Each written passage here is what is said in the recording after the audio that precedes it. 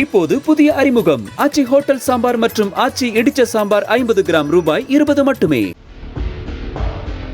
சிவகாசியில் மாற்று சமூகத்தை பற்றி இழிவாக பேசிய இளைஞரை சினிமா பாணியில் திட்டம் போட்டு தீர்த்து கட்டிய சம்பவம் அரங்கேறி உள்ளது. சிவகாசி அருகே திருத்தங்கல் முத்துமாரியம்மன் காலனியில் வசித்தவர் கருப்பசாமி. இவரது மனைவி பாண்டீஸ்வரி திருத்தங்கல் தனியார் பள்ளியில் தூய்மை பணியாளராக உள்ளார். இந்த தம்பதிக்கு 2 குழந்தைகள் உள்ளனர். கருப்பசாமி சொந்தமாக ஜேசிபி இயந்திரம் வைத்து தொழில் செய்தார். இவர் வசிக்கும் பகுதியில் பிற சமுதாயத்தினரும் குடியிருந்து வந்துள்ளனர். இந்த நிலையில் கருப்பசாமி மாற்று சமுதாயத்தினரை பற்றி இழிவாக பேசியுள்ளார்.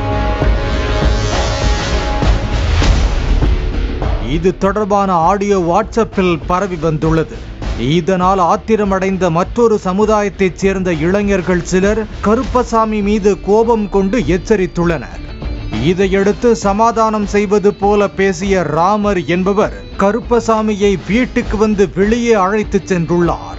வீட்டை விட்டு சிறிது தொலைவு சென்றவுடன் 5 பேர் கொண்ட கும்பல் கருப்பசாமி மீது பாய்ந்து அரிவாளால் வெட்டி கொன்றுவிட்டு தப்பித்து விட்டது. அழைத்து சென்ற ராமரும் அரிவாளால் கருப்பசாமியை வெட்டி உள்ளார்.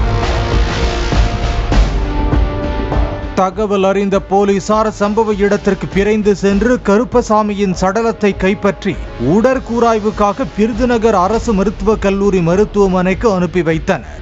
இந்த கொலையில் ஈடுபட்ட முத்துமாரியம்மன் காலனியைச் சேர்ந்த ராமர், வீரபாலன், ஆனந்த், பால்பாண்டி, ஜீவா, விக்னேஷ் ஆகிய 6 பேரை பள்ளப்பட்டி பகுதியில் பதுங்கியிருந்த போது போலீசார் அதிரடியாக கைது செய்தனர். இப்போது புதிய அறிமுகம் ஆச்சி ஹோட்டல் சாம்பார் மற்றும் ஆச்சி இடிச்ச சாம்பார் 50 கிராம் ரூபாய் 20 மட்டுமே.